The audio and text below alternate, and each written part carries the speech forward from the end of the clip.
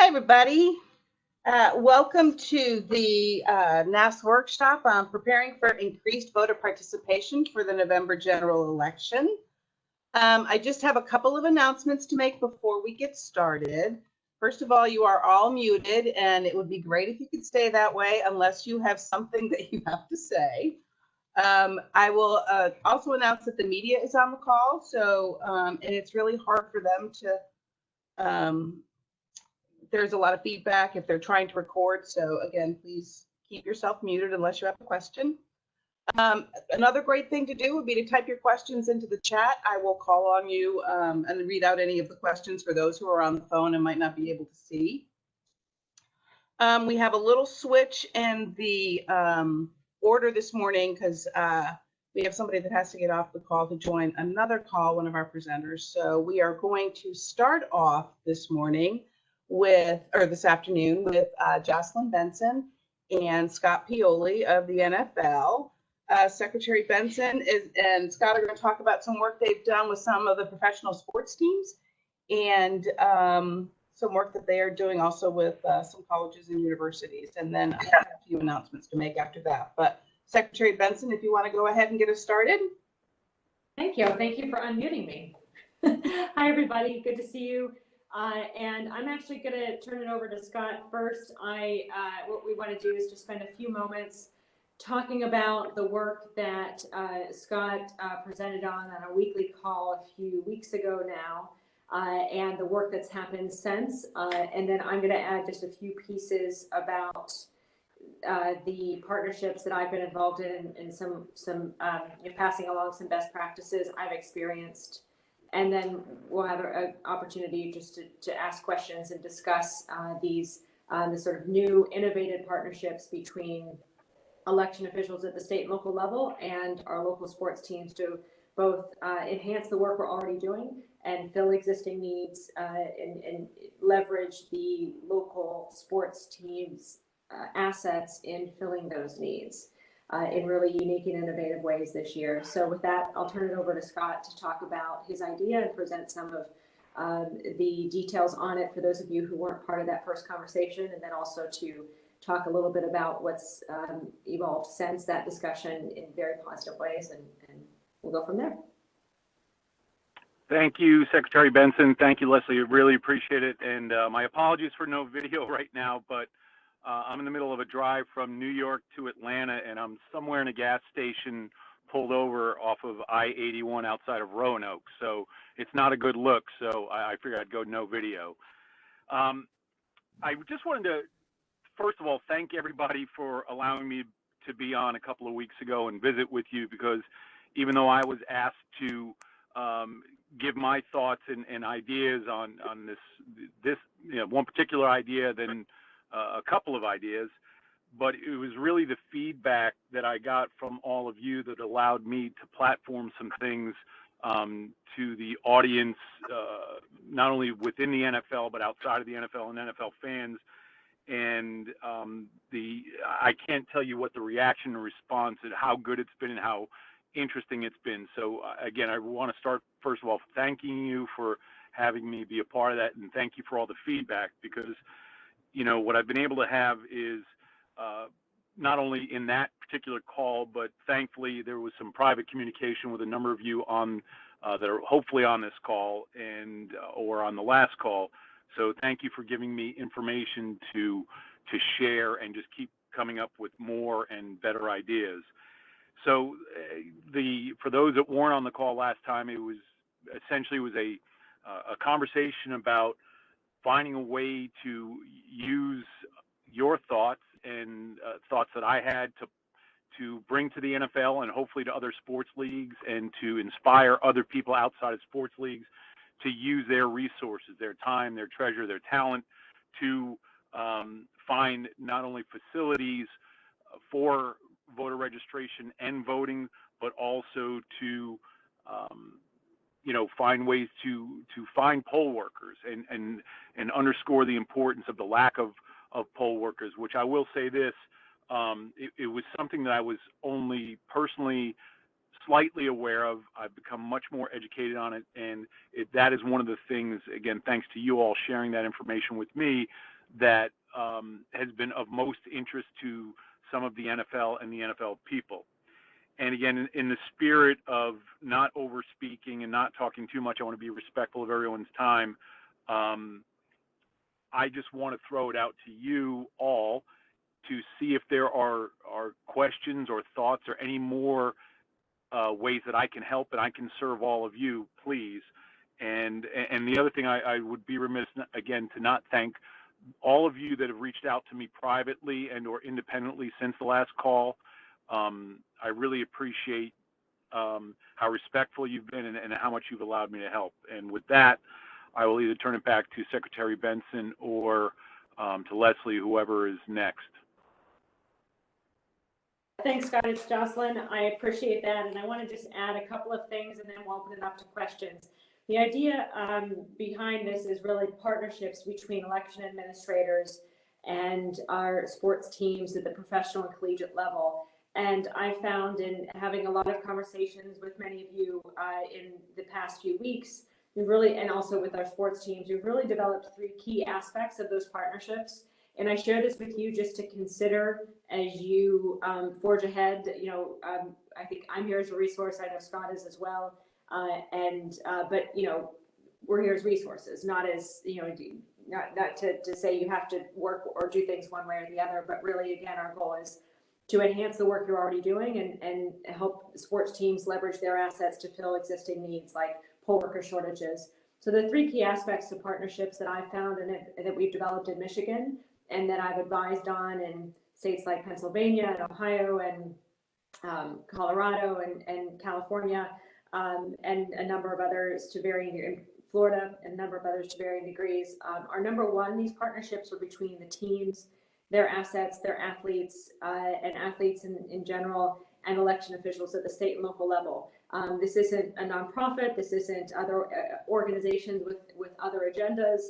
This is simply a really pure partnership between these entities in a way that furthers the needs as defined by the local and state election administrator.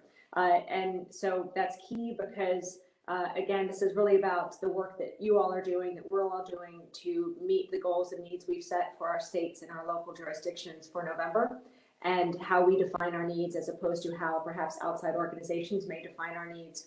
And so those partnerships, just direct partnerships and direct conversations are also key because they can lead to longer term conversations and partnerships that can inform even future elections as well. The second key aspect of the partnerships is that these are about more than voter registration and get out the vote. I know pretty much everyone here today has in one way or another worked with athletes or sports teams in your areas to register voters or just encourage people to turn out and vote. These partnerships are enhanced versions of that go beyond that and really capture three things. One, as Scott mentioned, the use of sports facilities for whether it could be voting, it could be, as some things we're doing in Detroit is we're housing absentee counting boards in the Pistons training facility. And it's really leveraging the space, not just for precincts, but for any of the needs of the election administration community in that particular market. And secondly, of course, we all know that we need more election workers this year. And having the teams not only give their employees the day off to encourage their employees to be election workers, but also to leverage other assets they have to incentivize others to sign up to be election workers, their fans and others, because we know our needs extend even beyond the employees themselves. But some teams have also looked at adopting a precinct or a polling location and things like that. But again, that focus on the personnel has been key. And then the third way in these partnerships are more than voter registration and get out the vote. efforts is we all have new aspects to our elections this year, particularly with the pandemic. And the teams and their assets and their athletes can be trusted voices in reaching new communities about those new voting rules or regulations or opportunities or rights that may be in place in your state. And this goes hand in hand with being also trusted voices in countering misinformation or scare tactics or other types of efforts to disinform our voters about what's real and what's not this year. And utilizing a new platform, an elevated and amplified voice that is, again, trusted, but also not from our community, but can deliver our information to audiences that may not hear or trust it from us, or even just be reached by us. The last thing I'll just say in regards to this is that these partnerships are not just limited to professional organizations, they're also colleges and universities. And just to give you an example, we partnered with Michigan State this year to do 4 things. One, we're having a precinct on campus and early voting on campus at a dormitory location or dormitory hall, I'm presuming people will be there in the fall. But secondly, the athletics department are going to be hosting voting days throughout the fall where people can both register to vote and request to have their ballot mailed to them or even get a ballot right there, depending on what day it is. So again, leveraging assets on one of our largest college campuses as well to fill our needs in East Lansing and in Ingham County, Michigan. To enhance this partnership, we kicked it off last night as sort of a soft launch with the basketball team and the football team, and a conversation, getting them registered to vote and getting ready to be poll workers and a part of this work this fall. And we had Draymond Green join us to kick it off just for 5 minutes and really build up a lot of enthusiasm. It accomplished a lot of different goals, but most importantly, really brought everyone in and got everyone enthusiastic and excited and wanting to do this work and wanting to really dig in and do more this year than ever before to help make elections work. So we'll keep seeing these partnerships flourish all around our country, and really, I think both here today, just to say we're resources to, we're in many ways different ways, parallel ways doing this work around the country. Scott and I, but here to help advise and in Scott's case make crucial connections with athletes and sports teams in your markets to help further your needs and enhance the work you're doing. So with that, questions, we'll turn it over to questions. Thank you. And Jocelyn, excuse me real quick, this is Scott, and I would, I hope if possible, again, I know that I spoke in generalities, but if there's someone that I've spoken with or been working with that would be willing to share some of how we've been able to help and some of the connections and what it looks like, to be more specific. I don't want to talk about other people's business, but if there's someone that could volunteer how maybe this has worked a little bit, it may give more clarity to the picture. And your wish is granted. Secretary Bookbar, would you like to speak for a moment? How did you know, Leslie? Thank you. Well, I just want to thank Scott and Jocelyn, both of you, for your phenomenal assistance. So we are one of the states that Scott has been kind enough to work with, and I want to really encourage everybody to take him up on this offer. Scott, I hope you're not overwhelmed after this, but really you just have been a wealth of information, and I know that our team has been reaching out and having conversations with lots of folks. And I want to say that one of the things that I really appreciate, and it's one of the reasons why I highly encourage everybody to reach out and follow up on this offer from Jocelyn and Scott, is that what Jocelyn was talking about and what Scott talked about with whether it's poll worker, recruitment or other things, they don't say we only can help you with X, Y, or Z. They're listening to hear what our needs are. And I think, particularly in this moment of time with a pandemic, and there's all kinds of uncertainties. And for us, certainly poll workers are one of those, to know that they're willing to talk to their networks, which have not been a network that we've been able to tap before, has just been tremendously helpful. So I want to thank again, both Scott and Jocelyn for your willingness and your, generosity of time with this, and we look very much forward to this continuing work together. Thank you. Thank you. Does anybody have any questions for Scott or Secretary Benson? I did want to make just one announcement that I have reached out to the National Association of Independent Colleges and Universities. We've worked for them for 20 years now on various initiatives, and they have agreed to reach out to their membership. A lot of their schools are in smaller communities, but they have facilities that would work as polling places and potentially students, if they're there, who could work as poll workers. But they also have accessible facilities, they have parking, and they are generally on public transportation if public transportation is in that small community. So they will be promoting this to their colleges and universities, and will encourage them to reach out to their state and local election officials. So if you don't have a professional sports team, that might help. Okay, thank you very much, Scott. Thank you, Secretary Benson. We greatly appreciate it. I think Dahisha has a question. Oh, I'm sorry. That's okay. That's okay, Leslie. I just wanted to echo the sentiments for both Secretary Benson and, of course, Scott in bringing this effort along. I had a good conversation, as Scott is aware, about increasing the bench in terms of the election space. And I'm just hopeful that some further conversations and discussions can move forward, because the one thing we know, especially during this COVID time, that we have to dig deep in educating our voters, and it is good to have connectors such as Scott in tandem with the professional athletes, and they actually branch out into not only themselves but their families who could come with in this educational process and engagement process. So again, I just want to thank him and, of course, Secretary Benson. Thank you, everybody. I really appreciate you allowing me to serve all of you. So thank you. Thank you, Scott. Drive carefully. I will. Okay. Thank you.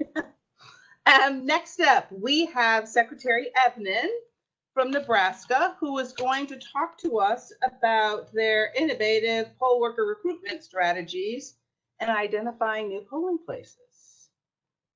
Secretary Evnen, are you unmuted? There you go. I believe so. Can you hear me? I can. You look great. Thank you. Because it's all about the look, as you know. It's great to be with you. It's a pleasure to be here. Our primary was held on May 12th, and we learned a lot in preparing for that primary. We kept our polling places open. We also had early voting, and we were committed to assuring both our poll workers and our voters that they'd be kept safe at the polls, and we had a pretty good success with that. To recruit poll workers, of course, our experience is the same as most states, I would expect, and that is that many of our poll workers were in the at-risk age category. So we went on a campaign to recruit new poll workers, and we addressed this in several different ways. First of all, we talked with our State Bar Association and the State Supreme Court so that lawyers could get CLE credit by taking a course. They got an hour or an hour and a half's worth of CLE credit. We have mandatory CLE in Nebraska, continuing legal education. And our course in training poll workers was certified by the Supreme Court as eligible for CLEs, and the State Bar put on the training and didn't charge anybody for it. So in addition to the civic mindedness of attorneys in any event, they also had an opportunity to get some CLE, and that proved to be helpful. We also had a similar, actually the Board of Public Accountancy, this is the CPAs, they also were working out continuing education credit. They publicized this. And we also had the Realtors Association. the realtors said, hey, we want to help too. So our State Realtors Association put out the call to try to recruit a new set of poll workers. We also used more traditional media. You know, we had some postings on Facebook and on Twitter, but the thing that we really utilized for spreading the word about this was traditional media. And in that, we had radio advertising, we had newspaper advertising, and we sent mailings out to our voters. And what we said was this: Nebraskans are always looking for a way to help. How can we help? You know, you go back to, this is the March, April, May timeframe when this pandemic was, you know, we're all trying to get our heads wrapped around what is this and how does this work? Nebraskans are asking, how can we help? How can we help each other? How can we help our neighbors get through this?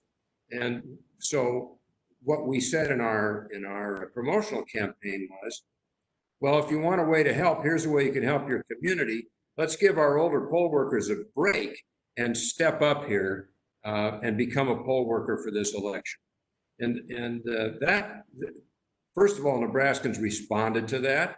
We did not have any trouble at all. We had sort of a fallback plan if we were light on poll workers, but in the end, we were not. And we were able to open every polling place across the state.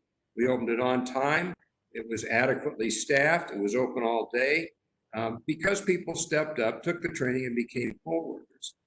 The other, one of the things that this did for us was we now have a whole new generation of poll workers. See, so now we've got these people who stepped up and served as poll workers. They've been trained, they've done it, they see what it is, they understand how it works. And a lot of those people I expect are going to be back in November. So this is, in a sense, a sort of a passing of the torch to a new generation. And that's sort of the silver lining inside the dark cloud of our poll worker experience. If I left anything out, Wayne will tell me. Our deputy, the Deputy Secretary of State for Elections, Wayne Benna, is also on this WebEx conference.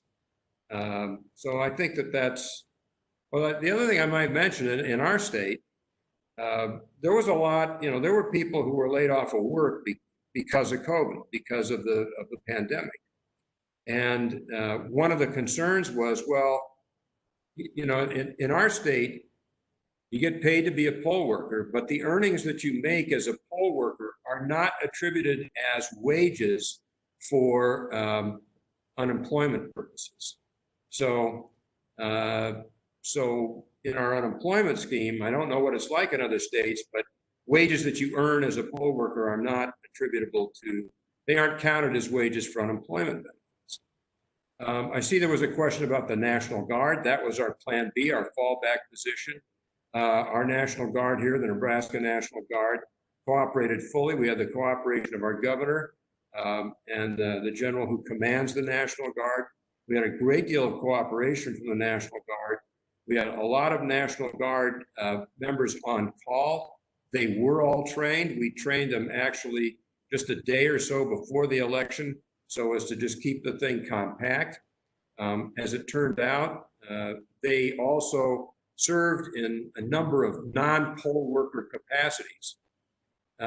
So that was, you know, moving things around, making sure the ballots were staged, also making, I shouldn't say ballots, making sure that our protective material was staged, helping to clean tables, cleaning polling booths, making sure the masks were available, gloves, pens, everybody got their own pen and could take it with them. So we didn't have people handing pens off. So they performed a lot of that logistical work. They moved material around the state for us as well. That was very helpful. And they were trained as poll workers if we needed them. And in the end, really, we did not. But that was our backup. Thank you, Secretary Evnen. Looks like you're getting a lot of kudos in the chat box. Does anybody have any questions for Secretary Evnen? I will note that NASS is replicating or trying to, for the rest of the country, the idea of working with state bar associations. We have reached out to the ABA and the American Bar Association and they are very eager to work with us on this initiative at a nationwide level.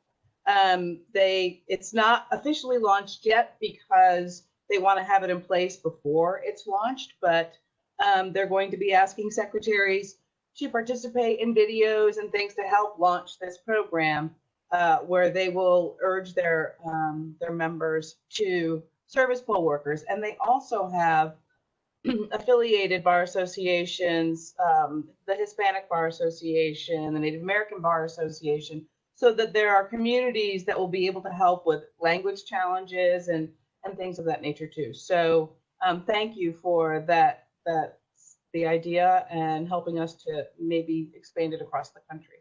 I think it's terrific, and it's just a natural for attorneys to participate in the process in that way. And I think they see it that way too. Exactly. Thank you. They see it that way. I happen to be an attorney myself. Thank you very much, Secretary Evnen. Leslie. Yes, sir. Michael Watson here. We've Hi. been working with our bar association on the same issue and had a lot of pushback. Basically, they said, look, we could maybe grant the training piece of it for CLE credit, but we don't want to force our attorneys to go work the polls to have to get the credit because it would be, it'd fly in the face of social distancing and not putting them in danger of COVID exposure. So we did not, no one got credit for serving as a poll worker. The credit was for taking the training. And we had to meet the requirements of the state bar and the state Supreme Court that is in charge of our CLE. We had to meet their requirements for training. So a lawyer had to do the training and it had to be a legally oriented training session. Well, we trained lawyers on the election statutes and how they applied at the polls. The person who conducted the training was Wayne Benna, who is an attorney and our deputy secretary for elections. And they got an hour and a half, either an hour or an hour and a half worth of credit. But we did not ask for providing credit for the time that they actually served at the polls. I think that's an ask that won't work too well. So you appeal to the good nature, the heart of attorneys? I know it's in here somewhere.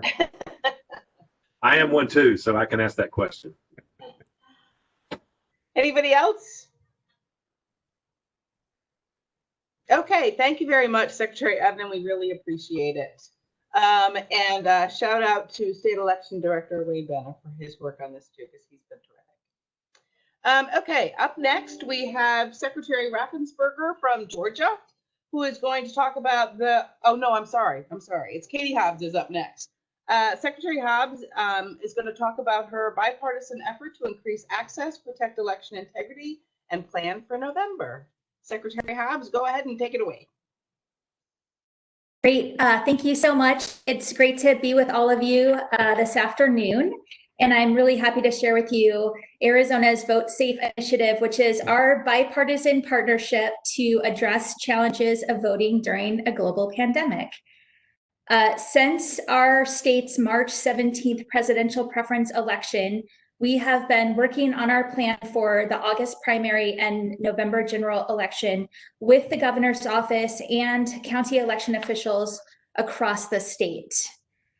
Our presidential preference election was on March 17th. And at that time, I'm sure you all remember back then, we were operating in really shifting conditions, and the information that we had was rapidly evolving.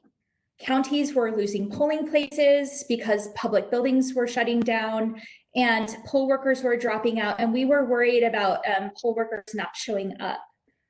We had to help ensure that sanitation supplies were available across the state, and they were really hard to come by. We worked with the state's Department of Emergency Management to secure and deploy supplies across the state, including hand sanitizer. In some cases, hand washing stations were deployed. We worked with the Department of Health Services to quickly create guidance for poll workers and voters that helped to provide assurances that in-person voting would be safe. And at that time, the governor was doing daily press briefings on the situation on the ground in Arizona, and they included our office in those briefings to share with the public everything that we are doing to ensure a safe voting experience.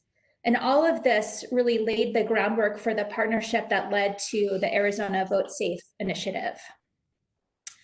As you're all aware, at the end of March, the CARES Act was passed and signed by the president. By Arizona law, HAVA funds require legislative appropriation before our office is able to spend them.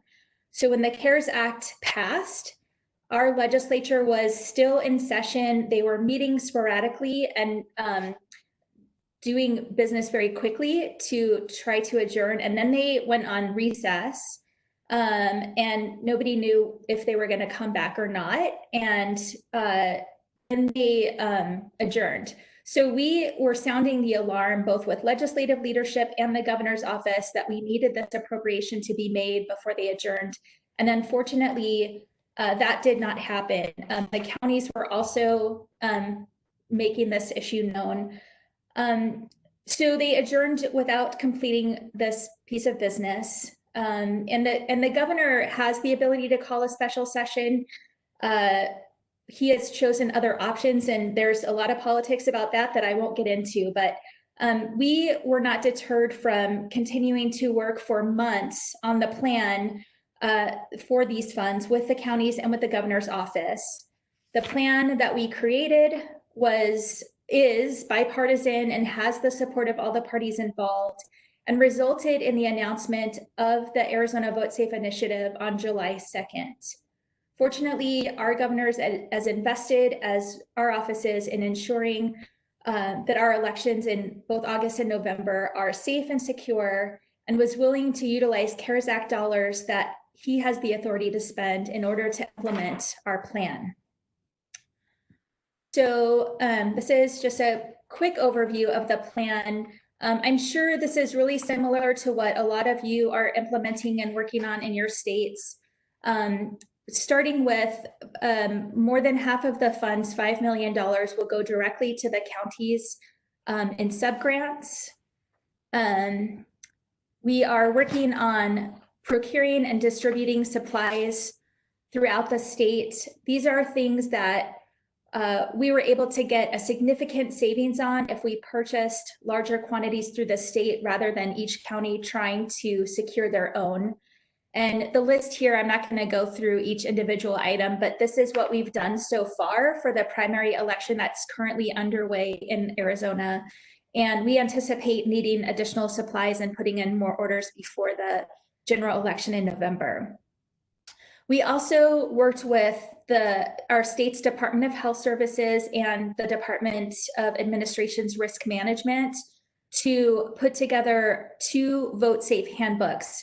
These handbooks provide guidance for poll workers on the use of this personal protective equipment that we're sending around the state, as well as protocols for safe voting. And these were just released yesterday. These handbooks are for both poll workers and voters. We just released them yesterday, and we're more than happy to share if anyone's interested in seeing what those look like.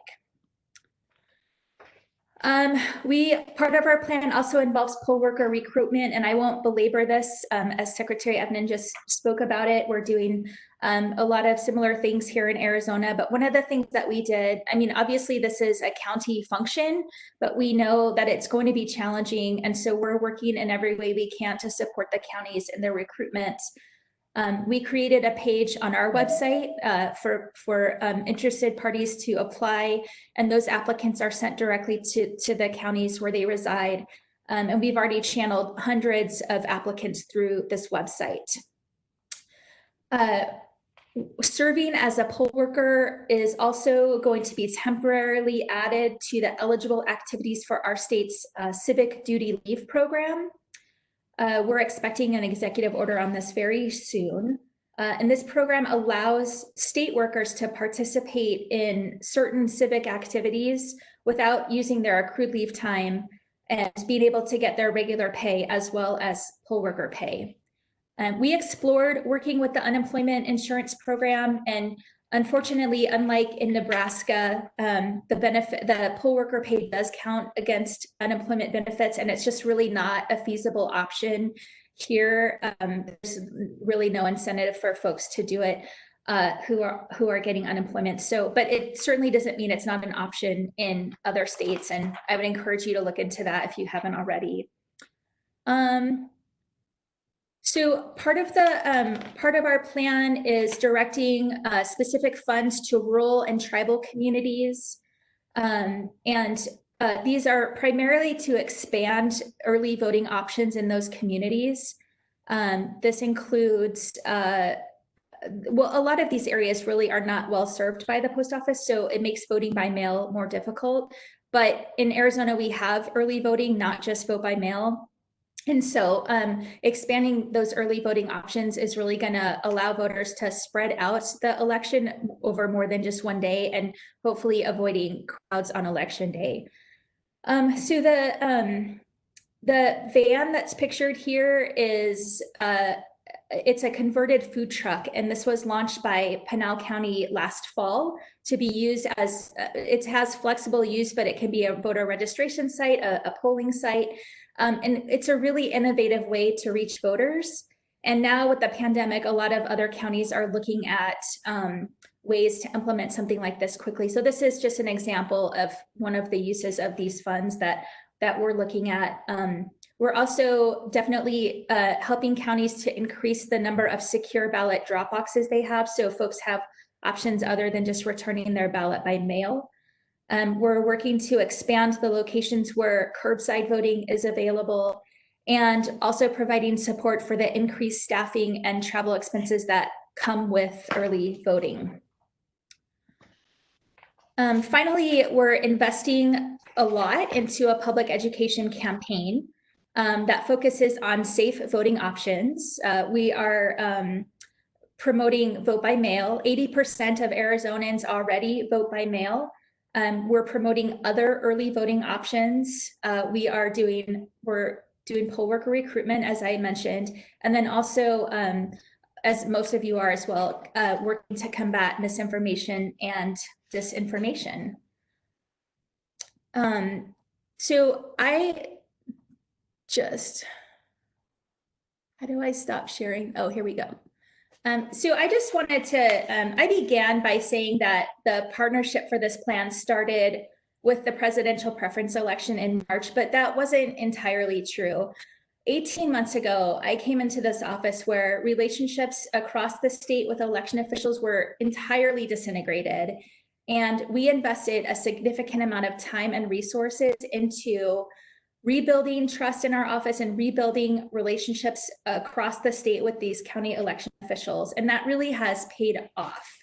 We all knew that we were headed into what would be a contentious election year, but none of us would have predicted that we'd be conducting that election amidst a global pandemic. And I say this just to highlight how important it was for us to lay this groundwork of collaboration, because today I really can say with confidence that we're prepared. And that's not just with the counties. The governor and I have a record of working in a bipartisan way to get things done. When I was the Senate Minority Leader, we worked together to end the backlog of untested rape kits in Arizona. We reinstated the state children's health insurance program, and worked to pass meaningful legislation to address the opioid crisis in our state. And so, at the risk of sounding entirely cliche, I'm really thankful that we are able to put politics aside to get this done. While elections should be nonpartisan, we all operate in environments that are fraught with politics. And when we're able to overcome these politics, it really is the voters who benefit. So thank you. Thank you, Secretary Hobbs. Does anybody have any questions for her? Okay, well, I do. Ladies So, are oh, go ahead. Go ahead. I was not sure how to ask. Anyway, Katie, thank you for this great overview. We've provided, and I know a lot of us have masks for all our poll workers. I'm curious if you or anyone else provided masks with the see-through mouth. We did not, and learned that that's something that particularly for deaf or hard of hearing voters is problematic. And so if anyone did provide that or has any ways to address that, would love to hear your thoughts or advice. I hope you can all hear the train in the background behind me that goes by our office frequently. So I don't think any of our face masks are the see-through ones, but we are also providing face shields, which obviously are the clear plastic, and so that's an option that will be available. That's helpful. Great, we did that too. Anybody else? Well, I wanted to point out that when we're doing these national poll worker recruitment programs, it is extremely important to be able to direct them somewhere. And so having some place on your website that has poll worker information is really important. We have our canivote.org website where we link, it's a portal that just links directly to the locations on your website for voter registration status, for ID, for military and overseas voters. But there's absentee voting and finding your polling place, all of these things. We link directly to you. We don't capture anybody's information, but one of those direct links is for becoming a poll worker. And there are a lot of your sites that do have information, but there's a number that don't. And so on those sites where you don't have information, but you do have local election official information, we link to that page on your website. But even if you could put some poll worker information on that page where you have something for, where all your local election official connections are, that would be very helpful, because like I said, as we do these national campaigns, it's going to be important for them to link to one place to then get through to the rest of you. So that's my plea. Anybody else? Okay, thank you, Secretary Hobbs, very much. Next up, we have Georgia, and I got a text that Secretary Raffensperger is not going to be able to join us for this, but that he has put Chris Harvey from his office on this call instead. And so this is going to be Georgia's plan for the November 2020 election and working with local election officials. Chris, do I have you on the call? Yes, ma'am, you do. I'm happy to be here. Go ahead. Thank you, Chris. Sure. Well, it's my pleasure to be here to talk about what Georgia's getting ready to do for November. I enjoyed the NASS virtual conference, and I think this is the best of a difficult situation, but I think that's a song that we've all sung this year, the best of a difficult situation. You can all join in, I'm sure, at the same time. I want to talk just a little bit about kind of how we got to where we are, and then talk about going forward. Leslie, we're looking at about a 10 to 15 minute time frame. What's your expectation for time? Yeah, yes, we have until 4 o'clock, so you're good to go. Okay, great. We, in addition to navigating a pandemic this year and everything in a presidential year, we decided to implement a new voting system this year. In 2019, Georgia went from an all DRE voting system to a ballot marking device voting system. Georgia's a uniform voting state. We've got 159 counties, which is always a joy to have to do something 159 times. Fortunately, we've got great election officials in 159 counties that work with us very well. But the transition from an all DRE to a paper verified ballot marking device system would have been a challenge in the best set of circumstances. But in 2019, we changed the law. we worked with Dominion Voting Systems and got over, I think, about 50,000 different pieces of equipment between the ballot marking devices, the printers, the poll pads, all that stuff. We got it all in the state. We got training done. We did demonstrations all through the end of 2019. And as the peach dropped in Georgia on December 31st, we were ready to go with planning on debuting our system in a March 24th presidential preference primary. And we chose that because that would be the easiest election of the year, the shortest ballot, a good opportunity for everybody in the state to try out the new voting system before they came back for, frankly, the most complicated election of the year, the state primary, which was scheduled then for May 19th. As you know, the situation on the ground didn't cooperate. We ended up having to move our scheduled presidential preference primary from March 24th to the May 19th state primary. We then had to move that also to the June 9th date, which was really kind of the last gasp we had to get the primary in before we got into the November lead-up schedule and runoffs. We have runoffs in Georgia. But I want to talk just for a second about in the weeks that led up to moving the election, both in March and again in May, I was on the phone from home most of the time with county officials all the time. I mean, I probably talked to 15 or 20 of them a day and through email. And the challenge, and I'm sure a lot of you guys saw, a lot of gentlemen and ladies saw the same thing. What they were going through was really nothing short of horrific. Southwest Georgia, especially the Albany area, which is about 150 miles southwest of Atlanta, was one of the hardest hit places in the country. They had a hot spot there that just ravaged that part of the state. Albany is not a large city, but it's the largest city in the area. And a lot of the rural counties in that part of the state were just really devastated. I was talking to county election officials that were literally hiding behind locked doors, afraid to go out of the house, afraid to go to the grocery store. At one point in Early County, which is in Southwest Georgia on the Alabama line, the county election director was down to a single poll worker. They would normally have 25 or 30, and she was down to a single poll worker. And the manager of the grocery store in the county was out with COVID. So that gives you an idea of what, when the manager of the grocery store in the county is out, that things are tough. But the county stuck with us. We delayed. We did everything we could to support them, and they persevered.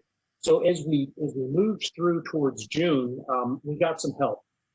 We knew the PPE was short. We requested help from FEMA, and they directed us to GEMA, the Georgia Emergency Management Agency.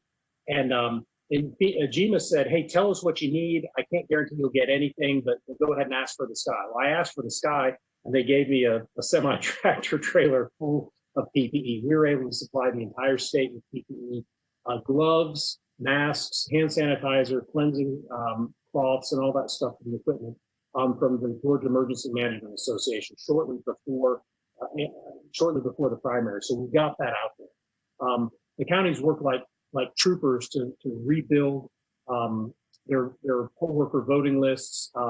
They had to combine a lot of polling places. A lot of places backed out of wanting to be polling places, mostly churches and other groups. And in Fulton County, which is the largest county in the state in downtown Atlanta, they had to make about 45 changes in the last 2 or 3 weeks leading up to the election. DeKalb County, the second largest county in the area, had to make about 25 changes literally a week or two before the election. So they were certainly challenged. So election day rolled around, but before that, Secretary Raffensperger made the decision to send absentee ballot applications to all 6.9 million active voters in Georgia, which we did. We put that program together in about a week. We teamed up with Runbeck. We got that out. It wasn't perfect, but when you try to do something that you've never done in a week, you go with good enough, and it was good enough. We used a lot of our CARES funding to run that program, and it ended up being very successful. We got about 1.5 million ballots returned as a result of those applications going out. But I think one of the real values in that is going to be for the rest of this year, people that previously didn't know about advanced voting, didn't know about absentee voting by mail, now realize it's an option. Georgia's had no excuse absentee by mail for at least 15 years. And it normally accounts for about 5 to 7% of our votes in the general election. Well, this time it accounted for more than half of it. While we're not going to continue that program going into the runoff and in November, what we're doing instead is we're building an online portal whereby anybody can request an absentee ballot 100% online. Some of our counties ran into trouble trying to process the paperwork and the emails and the faxes of the really unprecedented number of applications that came in. And so we decided, in order to limit some of the expense and some of the inefficiency of doing it that way, we're going to build this portal. And we've got this portal that's literally being built as we speak. And we hope to have that out by the middle of October, certainly in time for the November election. And that's going to let the people that were awakened to absentee voting by mail then go ahead and take advantage of that in the fall, in November. And then we likely are going to have a federal runoff for a Senate seat. We have a special election in November for Senator Leffer's seat that has about 20 candidates, and we'll probably go into a runoff in January. So we get to do this 2 or 3 more times this year. But some of the things, so that's kind of how we got to where we are. And then looking forward into the rest of this year, we've got a couple things that we've done that are new in Georgia that we think are pretty exciting. And I heard a touch of this as I just got on near the end of the last presentation. One of the things we're doing is we're trying to reignite the poll worker program. We partnered with the ACLU, we partnered with the Pan-Hellenic Sorority and Fraternity Societies, we've partnered with corporate partners, and we have really tried to get people involved. As I'm sure is the case in many of your states, you know, the average age of a poll worker in Georgia is between 70 and Betty White, and that's a tough crowd to get out there and ask them to expose themselves to dangerous situations. We've gotten a tremendous response so far. You may have heard the CEO of the Atlanta Hawks has offered State Farm Arena where the Hawks play. We've got advanced voting going on right now in Fulton County in the Hawks Stadium. The Hawks organization is providing parking, they're providing ushers, they're providing crowd control, they're providing everything that Fulton County needs to really have a massive advanced voting presence for the runoff. Our advanced voting for our runoff started yesterday. We'll go for 3 weeks. Our runoff will be August 11th. We've set up an online portal for for poll workers. And what we do is, while we solicit poll workers, we've also worked with some of the agencies I mentioned, some of these groups, to try to get them involved and get teams involved. And what we do is every Monday, Wednesday, and Friday, our election liaisons, and every county has a designated election liaison in the Secretary of State's office, they directly email every contact information of everyone that signed up to the county in which they've signed up. In Georgia, you have to be a resident or employed by the county where you're a poll worker. So 3 times a week, county election officials throughout the state are getting lists of everyone that signed up, and they're able to add them to their list. Of course, it's the county's decision whether or not to hire them, how to train them, whether to sign them, whether they can work in groups or not. But we're encouraging a lot of these people that are interested in public service and voter advocacy to consider, hey, we've got enough poll observers and poll watchers and poll spectators. Let's get some poll workers out there. I took a lead from Wayne in Nebraska, who he had some innovative ideas, and he talked about the state bar, getting the state bar involved. We got the state bar involved with the ACLU. And they too are going to give CLE credit for poll workers that sign up to be, for lawyers that sign up to be poll workers. We're getting activity from the young bar, or the state bar of young lawyers or something like that. We're trying to get them involved. So we're doing everything we can to give the county the bodies to run these elections. One of the issues with voting, I'm sure you guys have seen or will see, is with the need for social distancing. You need more space, you need more people, you need more stuff. It's all about more. And that's tough to come by. It's tough to come by more space, and it's tough to come by more people, and it's tough to come by more money and more PPE. But we've been pretty successful at doing that. A couple other things we've done in Georgia is the state election board has passed some emergency rules that allows counties to now use drop boxes for absentee ballots. That was previously not allowed. Now counties can use as many drop boxes as they want. There are some conditions where they have to be on county property, they have to be under video surveillance, they have to be emptied at regular intervals, they have to be logged, all that kind of stuff that I'm sure a lot of other states that use drop boxes are familiar with. This is our first time going around. We had them in probably about 3/4 of the counties for the June primary. They were a very big hit. They're very popular. And the state election board had passed that rule for temporary use in June. They've now expanded it through the rest of this year, and counties are going to be adding to their number. We had some counties that were kind of holding off, making sure that it was going to stand before they went out and bought a bunch of drop boxes. And now that it appears to be a permanent thing, or at least a for now permanent thing, more counties are going to get involved. We also took the lead from other states, and the state election board allowed for early scanning of absentee ballots. Now, it used to be in Georgia, you couldn't start scanning absentee ballots until 7 o'clock on election day.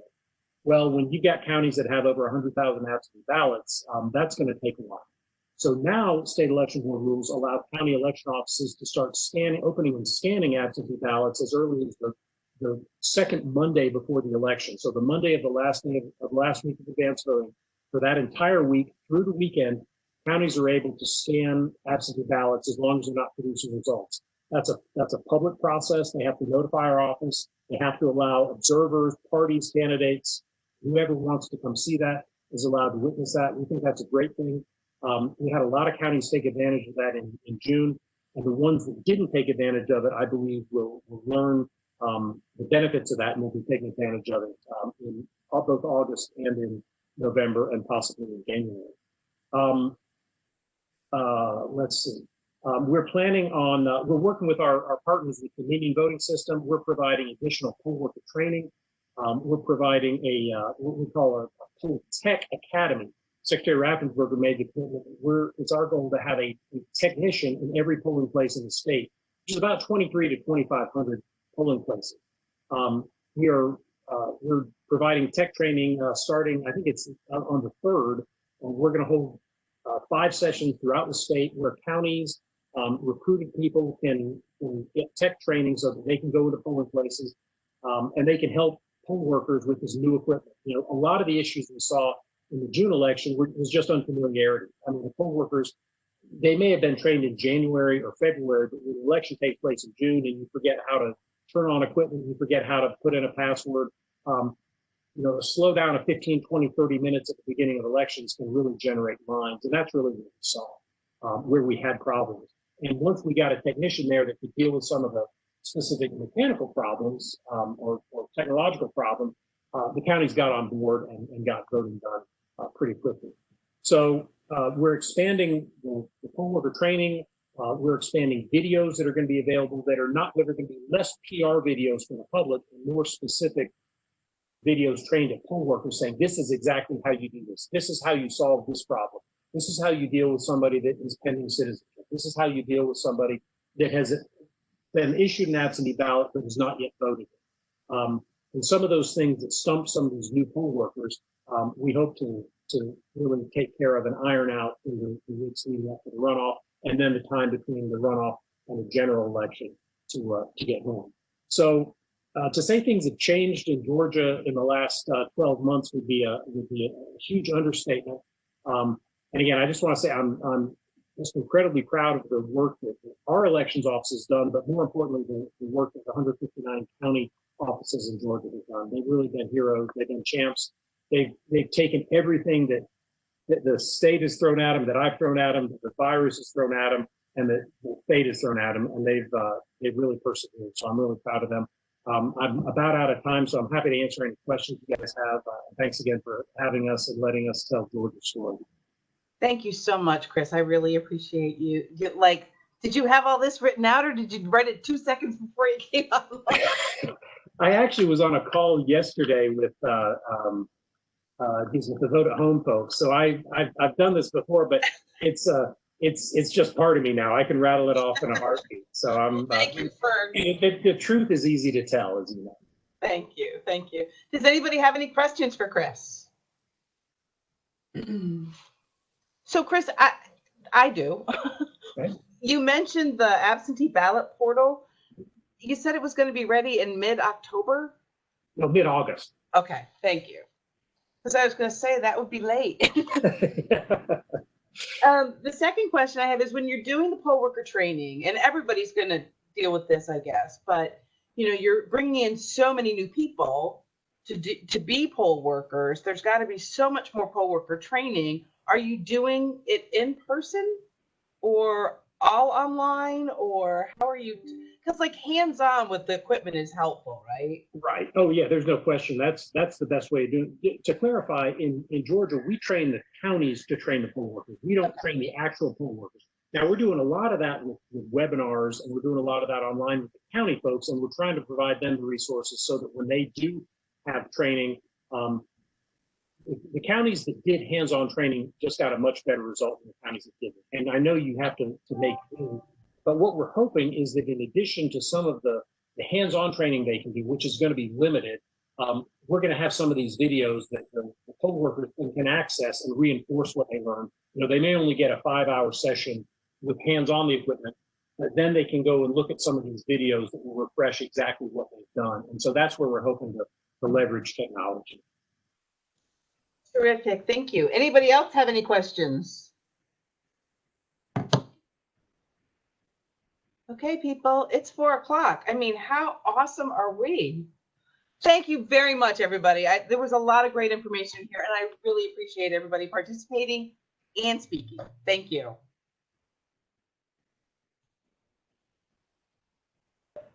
Thanks, Thank you. Liz.